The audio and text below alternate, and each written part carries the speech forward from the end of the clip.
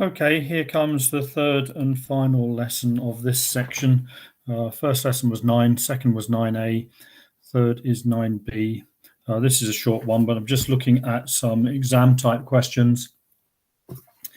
Now, in the first lesson, we had a look at the field around a bar magnet, and we had north-south, and we know that the field goes from north to south. And we had a look at some drawings that looked a little bit like this. Okay, I won't finish that one off because we've done that earlier. Then we had a look at what happens if you have two bar magnets with the same pole opposite each other. And we said there was a sort of dead zone. You get the same pattern, but there's a sort of zone in the middle where nothing much happens. And I said, right, we're not going to have a look at the third one because that's the third one that I want to look at now, is what happens when you have north and a south pole together. So I left that one earlier. So we've got two magnets. Here's my neat diagram, which you'll need to get: north, south, and another one which is south, north. So like poles are repelling, unlike poles are attracting. So in between here, we've got a field, goes from north to south, and between the poles of the magnet, we've got our nice uniform field. And as you move further out, you'll remember this with electric fields, as you move out from the ends of the plates of the electric field, you get this thing called an end effect. Well, this is pretty much the same. You get straight line uniform field between the poles, and then once you get out, the field starts curving around like so.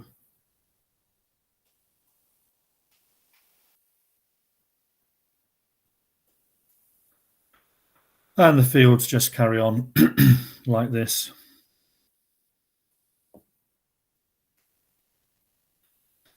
Okay. But it's this area I'm looking at here. I'm really interested in this uniform field between the north and the south pole, because we can set up a north and a south pole like this, and then we can take our particle, our electron, and we can fire our electron in there, and we can use our right hand rule to work out what happens when the electron starts to go between there. So if I get rid of this bit, and I'm really just interested in the uniform bit, and if you make these magnets much bigger, then you'd have a more uniform field all the time. So my electron is going to come along there in a straight line. So I've got my field, right hand rule, remember, I've got my field, which is going to go that way. My electron movement, my second finger, my electron, SE, second, and then put my thumb up. And what's going to happen is that the particle is going to go into the field and it's going to come up. Okay, now earlier on all we did was we looked at the uniform field, but this is how you can get a uniform field, is between the poles of two magnets. So you might see these diagrams drawn a bit like this instead, which is a sort of 3D thing. See if I can do this, because I'm notoriously bad, as you know, of drawing stuff like this.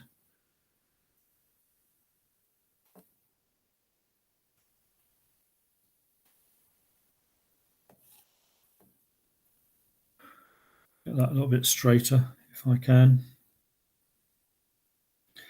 And there's my two poles of my magnet drawn in 3D. So you could get an exam question that looks like this, where you've got a north pole and a south pole there, and I've got not necessarily a single electron, but I'd have a wire. I could have a whole wire going through here. I'm going to draw this in a different color, and I've got a wire going through here,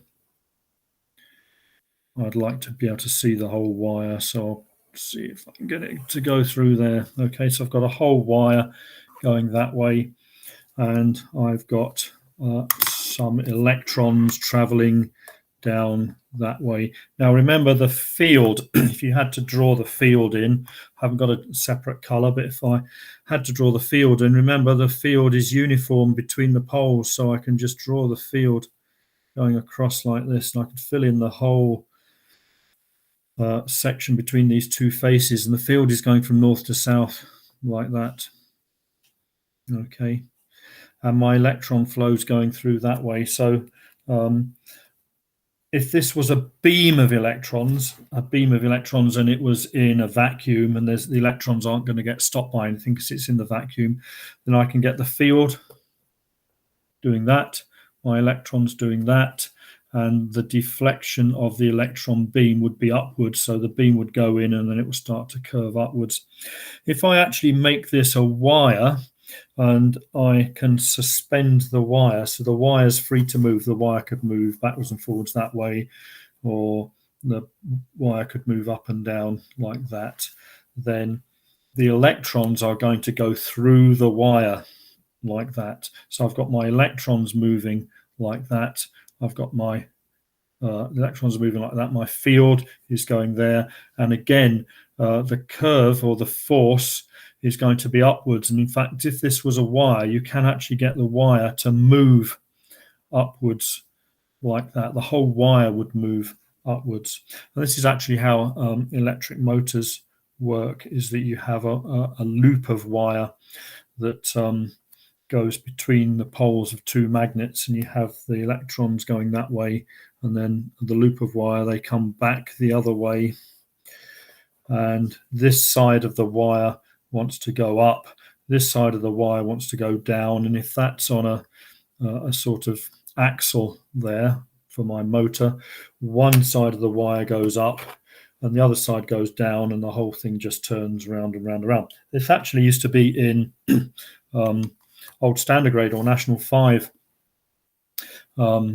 years and years ago, but they took it out, this idea of how a motor works.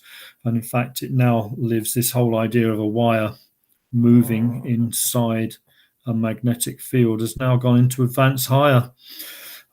So you're lucky both ways that it wasn't in National 5 and you're not doing advanced higher yet, but you can work that out there like that.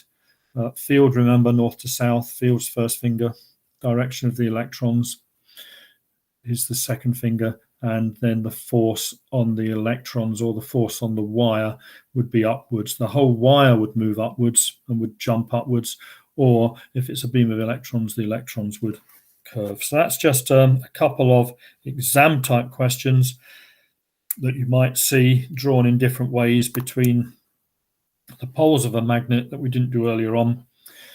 I did do that sketch of the magnetic field between the north and the south, and a sort of 3D view. And again, you could get given this much in an exam of just the poles of the magnet, and you get your electron beam or a wire where the electrons, can't draw that arrow very well, or the electrons going in like that, and you would be asked to complete the direction of the field lines, which were the green ones that I've rubbed out, and work out the direction of the wire moves upwards, or the beam would get deflected upwards. And that's how these particle accelerators work, really, is beams of electrons moving between the poles of two magnets. So that's the last lesson to finish off these exam type questions and finish off this topic of magnetic fields. The next lesson, set of lessons, set 10, will be how you actually build, not physically build, but how particle accelerators work. And I've mentioned that before about using electric fields to accelerate the particles and magnetic fields to bend the particles and deflect them around curves. And we'll be looking at that in lesson 10.